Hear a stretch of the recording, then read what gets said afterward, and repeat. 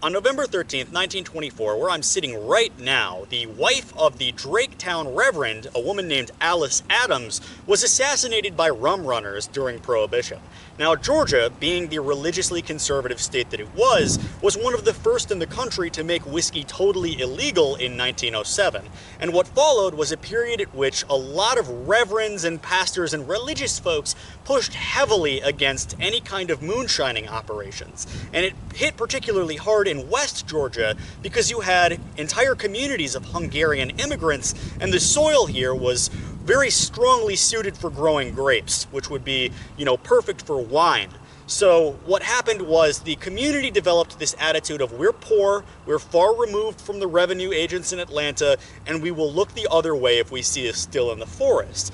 But the Reverend was creating a lot of trouble, and he would team up with the revenue agents, go in, break up mills, and then his wife would come in afterwards and smash them with her hatchet. Basically a Georgia version of Carrie Nation.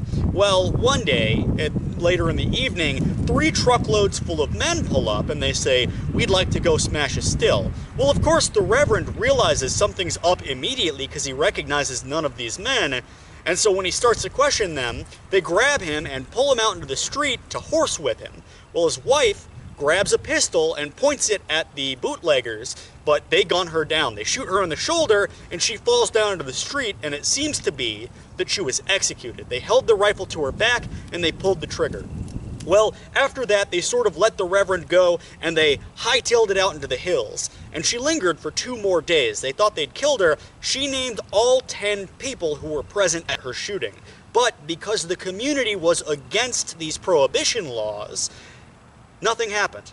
5 of them went to trial, and none of them were found guilty, so none of them faced any punishment for the crime. And in the decades that followed, this story was almost totally ignored, written out of the history books, because most people in the community of Draketown were heavily involved back in the 20s with moonshine production. So 1 year later, early into 1925, 5,000 Klansmen came out because they championed the cause of Prohibition, and they erected this monument that I'm sitting on now. So up until very recently, this has been an unknown spot in West Georgia.